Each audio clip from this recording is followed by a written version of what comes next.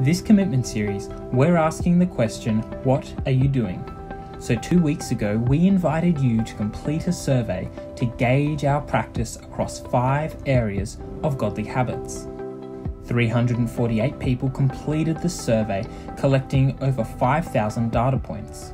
So what did we find? When it comes to spending time in God's presence, our church prays.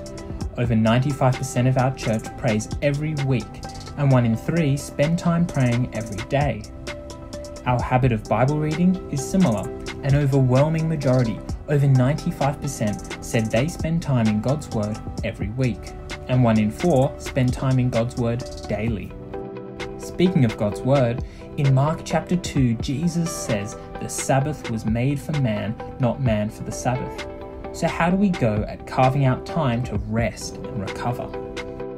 Just 27% of us practice a regular day of Sabbath rest. That means no work, study, or housework. However, our Sunday attendance is almost the opposite. Whether it's online or in person, 80% of us can be found at church 4 or more Sundays each month. Self-denial and the practice of fasting is perhaps the most foreign to us. 2/3 of our church have never fasted for spiritual purposes for a full day.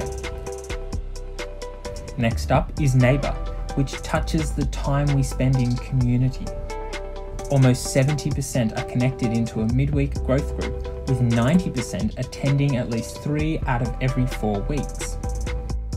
When it comes to serving, 60% of our people serve at church, and people volunteering within our church are also more likely to volunteer outside our church.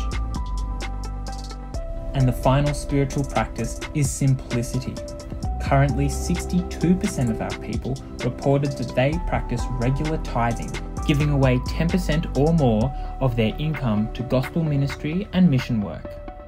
So when it comes to spiritual practices that you're living out, what are you doing?